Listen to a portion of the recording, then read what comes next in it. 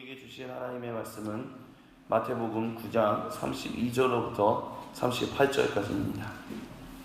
제가 가진 성경 신약성경 14쪽이 있습니다. 마태복음 9장 32절로부터 38절 다 찾으신 줄 알고 같이 한 목소리로 봉독하십니다. 그들이 나갈 때 귀신 들려 말 못하는 사람을 예수께 데려오니 귀신이 쫓겨나고 말 못하는 사람이 말하거늘 무리가 놀랍게 여겨 이르되 이스라엘 가운데서 이런 일을 본 적이 없다 하되 바리새인들은 이르되 그가 귀신의 왕을 의지하여 귀신을 쫓아낸다 하더라. 예수께서 모든 도시와 마을에 두루 다니사 그들의 회당에서 가르치시며 천국 복음을 전파하시며 모든 병과 모든 약한 것을 고치시니 무리를 보시고 불쌍히 여기시니 이는 그들이 목자 없는 양과 같이 고생하며 기진함이라. 이에 제자들에게 이르시되 추수할 것은 많되 일꾼이 적으니 그러므로 추수하는 주인에게 청하여 추수할 일꾼들을 보내주소서 하라 하시니라. 아멘. 제가 군대에 있었을 때 경험했던 일입니다. 군대에 있었을 때요, 저는 그런 생각을 한 적이 있었습니다. 뭐냐면 제가 잘 대해주면, 사람들을 잘 대해주면, 특별히 이제 그 사람들이라는 것은 저보다 늦게 군대에 들어온 사람들, 그러면 그 사람들 보통 가리켜서 이제 후임들이다라고 부르는데, 그 후임들을 잘 대해주면 그 후임들이 나를 좋게 여겨주겠지, 우리 좋은 관계를 맺겠지, 그런 생각을 하고 정말 잘 대해준 적들이 있었습니다. 물론 그들이 느꼈을 때는 부족하다고 느꼈을 수도 있죠. 근데 어쨌든 제 안에서는 최선을 다해서 잘하고자 하는 그것이 있었다는 무엇을 기대하고 내가 선의를 대하면 그들도 선의로 나에게 대할 것이다 라는 믿음을 가지고. 근데요, 인생이 그렇지 않더라고요. 선의를 대했는데 선의가 오지 않더라고요. 그러면서 참 그게 아이러니했어요. 21살, 22살, 23살 그렇게 있었거든요. 근데 이제 젊었을 때잖아요. 어렸을 때잖아요. 근데 어떤 사람이 이제 제 선임 중에 한 명이 그런 얘기를 하더라고요. 인생 있잖아, 선의는 다 베푼다고 해서 그 선의를 다 이해해 주는 건 아니야. 왜냐하면 이 세상에는 진짜 정말 엉망진창이, 정말 인간 같지도 않은 인간들이 있기 때문에 이제 그 선임은 이제 욕을 한 거죠. 욕을 했지만 제가 이제 욕을 쓸 수는 없으니까 이제 한다면 그런 사람인데 왜 그러냐? 나는 선의를 다해서 했는데 그것을 어떤 사람은 정말 이 사람이 선의를, 정말 좋은 마음, 좋은 생각을 가지고 해주는구나, 고맙다라고 여기는 사람들도 있지만 어떤 사람은 이렇게 생각한다는 거예요. 이 사람은 원래부터 성격이 남 일에 참견하는 걸 좋아하나 보다, 좋게 하려고 하는 걸 좋아하나 보다. 그러니까 그런 사람은 내가 뭐 별로 신경 안 써도 되겠지. 왜? 내가 노력하지 않아도 이 사람은 어차피 나한테 잘 돼. 다른 사람한테 관심 가지고 뭐 다른 사람한테 이렇게 뭐라고 그럴까요? 오지랖이라고 할까? 그렇게 잘하는 사람인데 내가 못하고 그렇게 에너지 써야 돼. 굳이 그럴 필요 없잖아. 그러니까 그렇게 생각하는 사람도 있다는 거예요. 선의를 당연한 것처럼. 이 사람은 원래 오지랖이 넓은 사람이야. 아마 너도 그렇게 여겨지고 있을 거라고. 그렇기 때문에 그렇다고. 그렇기 때문에 너를 무시하고 너가 말하는 것에 대해서 따르지 않으려고 하고 관계가 제대로 형성되지 않는다. 그렇기 때문에 그런 사람들은 어떻게 해야 하느냐? 어떻게 하기? 그냥 그런 사람들에게는 지혜롭게 대해야지. 그러니까 그 고참의 이야기의 핵심은 그거야. 네가 아무리 좋은 것을 해도 사람들 다 알아주지 않아. 이 세상에 다 그런 사람들만 있는 건 아니야 라는 얘기였다는 거죠. 근데 왜 이 말씀을 드렸냐? 오늘 우리가 읽었던 이 말씀에도 그런 사람들이 나오거든요. 누구? 바리새인. 예수님이 나갈 때 귀신 들려 말 못하는 사람을 예수께 데려왔어요. 그래서 고치셨어요. 치료하셨어요. 그러니까 사람들이 그렇게 얘기합니다. 와, 이런 사람이 어디 있어 세상에. 이스라엘 중에 이렇게 놀라운 일을 행하는 사람, 또 구약의 예언자들이 예언했던 이 일을 이루는 사람, 이런 사람이 어디 있어? 라고 칭송하며 하나님을 찬양하는 사람, 이런 얘기들이 나와요. 이런 일을 본 적이 없다라고 해요. 그러니까 뭐냐?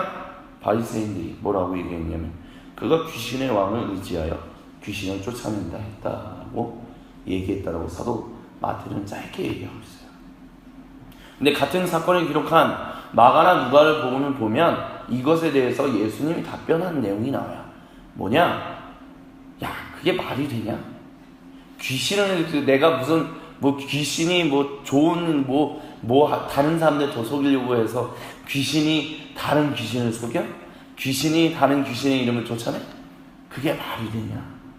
그런 얘기를 대답하시는 모습은 같은 사건에 대한 그 바리새인들의 얘기에 대한 예수님의 답변에 마가나 누가복음에는 실려 있다라는 거예요. 근데 여기는 그런 것들이 실려 있지는 않아요. 마태에게는.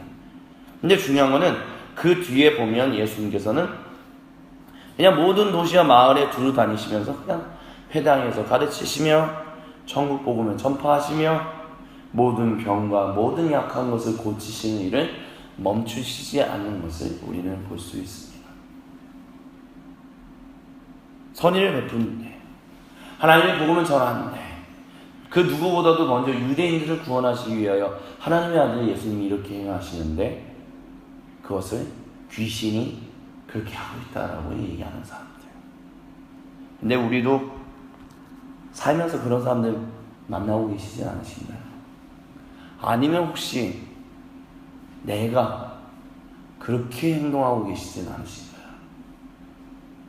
누군가가 하나님의 이름으로 선의를 베푸고 있는데, 누군가 하나님의 이름으로 내가 하나님의 이름으로 선한 일을 행하고 있는데 그것을 오히려 질투해서 또는 다른 이유로 또는 이런 이유로 저런 이유로 하나님께 영광을 드리는 것이 아니라 귀신이 한다, 그것을 폄훼하고 있는 사람들이 혹시 만나고 계시진 않으신가요? 아니면 혹시 내가 또는 우리가 그렇게 행하고 있지는 않으신지요? 만약에 우리가 그렇다면, 만약에 내가 그렇다면 우리가 하나님 앞에 회개해야 할 것이다 라고 저는 그렇게 말씀을 드리고 싶습니다. 왜냐? 그것은 하나님 원하시는 일이 아니기 때문에. 하나님의 선의를 가지고 누군가가 선한 일들을 행하고 있는데, 예수님이 행하셨던 것처럼 그렇게 선한 일들을 행하고 있는데 내가 혹시 질투하는 마음 때문에, 때로는 그것을 판단하는 마음에, 때로는 마음에 들지 않기 때문에 내가 그것을 하나님이 하시는 건 아니야, 그거는 마귀가 하는 거예요. 그래서 아니면 마귀라는 이름을 하지는 않지만 폄훼하고 있다라면, 아니면 폄훼한 적이 내 인생 가운데 한 번이라도 있고 그것이 생각나신다면, 내가 그때 하나님 앞에 또는 지금 내가 하나님이 원하시고 기뻐하시는 일을 하지 않고 있구나, 그때 하지 않았구나, 주여 나를 용서하소서. 왜냐? 하나님이 원하시지 않는 것이기 때문에. 그렇기 때문에 그런 것이 기억나는 경우가 계시다면, 또는 혹시 내가 그것이 아닐 거라고 믿지만 혹시 우리가 그러고 있다면 하나님 앞에 회개하는 오늘 하루를 살 수 있기를 주님의 이름으로 간절히 권면을 드립니다. 하지만 그것과 다르게 혹시 그런 사람들이 있으십니까? 정말 주님의 이름으로 선의를 베풀고 있고 주님의 이름으로 선한 일을 행하고 있는데 그것을 지금 바리새인처럼 귀신이 하는 거야. 또는 이게 마음에 안 들어, 저게 마음에 안 들어, 그게 마음에 안 들어 판단하고 정죄하는 사람들을 만나고 계십니까? 혹시 그런 사람들이 있으시다면 우리가 예수님께서 행하셨던 그것을 좀 볼 수 있었으면 좋겠습니다. 뭘 보냐? 그런 사람들에 대한 대답으로 예수님은 아무 말씀도 아니하시고 그냥 계속해서 돌아다니시면서 자신의 선하신 일을 행하신 것, 그게 이제 바리새인들의 했던 일에 대한 대답이셨거든요. 예수님의. 특별히 우리가 지금 읽지 않았지만 그 전에 나눴던 마태복음 9장 27절로부터 31절, 사도 마태는 예수님께서 선한 일을 행하시고 난 다음에 그것에 대해서 더 이상 그 누구에게도 말하지 말라라는 얘기를 적어도 마태복음 이 본문 마태복음 9장 27절로부터 31절 이전에는 얘기를 하지 않으세요. 마가는 그것을 굉장히 많이 강조합니다. 어떤 일을 행하든 예수님께서 기적을 행하시고 귀신을 고치시고 병을 고치시면 절대 누구에게도 말하지 말라라는 얘기를 많이 하세요. 근데 사도 마태가 쓴 복음서를 보면 그 전에 있는 복음들에서 말하지 말라 뭐 그런 말 시시때때로 시시콜콜 그런 얘기 하지 않으세요. 근데 중요한 건 뭐냐면 마태복음 9장부터 그런 모습들이 슬슬 등장하기 시작합니다. 그래서 이 마태복음 그 9장 27절부터 31절 막 맹인들이 찾는데 맹인들이 우리들 고쳐주세요라고 하는데 예수님 외면하세요. 예수님 외면하세요. 거기서 바로 고치시는 게 아니라 집으로 들어가세요.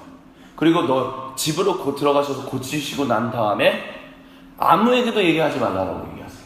왜? 그것에 대한 대답을 사도 마태는 32절부터 34절 왜 이유가 뭔지 원인이 뭔지 그것을 32절부터 34절을 통해서 얘기하고 있는 거거든요. 왜냐? 예수님이 그 전에 행하셨던 기적의 사역들이 이제 온 땅 가운데 퍼지기 시작하니까 사람들이 이제 따라오잖아요. 그러니까 사람들이 패가 갈리기 시작한 거예요. 어떤 사람들은 우와 예수님 행하 방금 얘기한 것처럼 33절에 야 이스라엘 가운데서 이런 일을 하는 사람이 없어. 근데 어떤 사람들 바리새인 같은 사람들은 귀신이 그렇게 하는 거예요. 질투하고 판단하고 정죄하고 그러므로 인해서 예수님의 사역이 초반보다 점점 더 어떤 자유를 잃어가고 있는 모습들을 사도 마태는 자신의 복음서를 통해서 지금 보여주고 있어요. 그렇기 때문에 이런 것들에 대해서 이제 반응이 나타나는 거예요.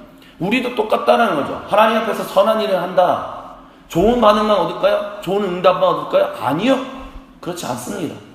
우리가 하나님의 이름으로 복음을 전하고 하나님의 이름으로 누군가를 섬기고 하나님의 이름으로 누군가에게 전하면 그 사람들이 우리의 그 하나님이 우리에게 주신 그 선의를 정말 그대로 좋게 받아들일까요? 아니요. 그렇지 않아요. 안타깝게도 그렇지 않다라는 거예요. 왜? 마귀가 있기 때문에. 마귀에 사로잡혀 있는 사람들이 있기 때문에. 또 질투하는 사람들이 있기 때문에. 판단하고 정죄하는 사람들. 그런 사람들이 있기 때문에. 선의를 선의로 받아들이지 않고 어떻게든 좀 삐딱한 시선으로 바라보는 사람들이 있기 때문에. 그 마음 가운데 하나님이 주신 평화가 없기 때문에 하나님과의 관계가 없고 오히려 그 안에 하나님과 상관없는 것으로 가득 차 있기 때문에 그런 반응들이 나온다는 거예요. 그렇기 때문에 우리가 100% 모든 사람들에게 다 좋은 얘기, 감사합니다 이런 얘기만 듣지 않고 때로는 오해도 받고 때로는 멸시도 받고 때로는 손가락질도 받고 그런다라는 거예요. 그러면 마음 상하죠. 사람의 입장에서는. 내가 선한 일 했는데 내가 정말 좋은 마음을 가지고 하나님의 이름으로 하나님이 나에게 베푸셨던 그 선한 일을 가지고 내가 사람들한테 가서 했는데 왜 내가 이런 대접을 받아 억울해서만 하나님 앞에 나아가게 돼요. 막 주여 내가 주님의 이름을 했는데 왜 이런 일을 당해요? 뭐예요? 와 진짜 어이없네. 한마디로 속단에 보면 이거죠. 개울에서 건져줬더니 내까지 이제 깊은 하천에서 건져줬더니 보따리 내다는 것처럼 왜 이런 게 있어요? 근데 그것에 대해서 예수님은 그런 사람들에 대해서 어떻게 했느냐? 아무 말씀을 하시지 않았다는 거예요.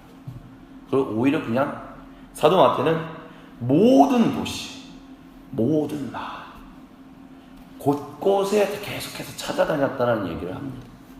그런 사람들이 얘기에 신경 써서 막 마음이 뺏기고 뭐 내가 왜 이래 뭐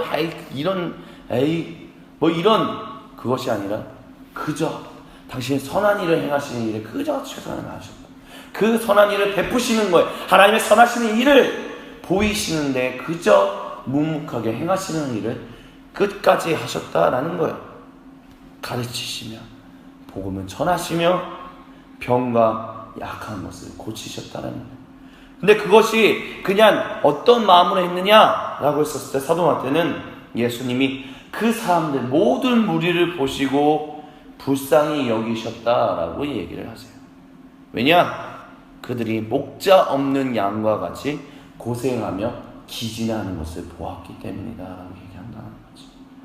그래서 이게 제자들에게 이르십니다. 추수할 것은 많되 일꾼이 적으니 그러므로 추수하는 주인에게 청하여 추수할 일꾼들을 보내주소서 하라 하시니라. 멈추지 말라는 거죠. 그리고 이거의 얘기는 또 그런 것이 있어요. 근데 이제 내일 제가 한 번 더 설교를 주님의 말씀을 나눌 수 있는데 제자를 부르시는 이유하고 연결이 돼요. 예수님, 방금 전에 말씀드렸던 것처럼 예수님은 이제 옛날처럼 초창기 사건처럼 자유롭게 다니지 못하세요. 그러니까 어떤 면에서는 안타깝잖아요. 그러니까 막히는 거잖아요. 왜냐하면 다니는 데마다 구름대와 같은 사람들이 따라다니는데 그 구름대와 같은 사람들 중에는 바리새인들도 섞여 있었거든요. 어떻게든 꼬투리 잡으려는 사람들, 그 사람들. 그러니까 예수님이 마음껏 돌아다니지 못하세요. 근데 구원 받아야 할 사람들은 너무나도 많아요. 하나님의 사랑을 받아야 할 사람들은 너무나 많고 그 생명을 얻어야 할 사람들은 많아요. 그러면 어떻게 해야 하느냐?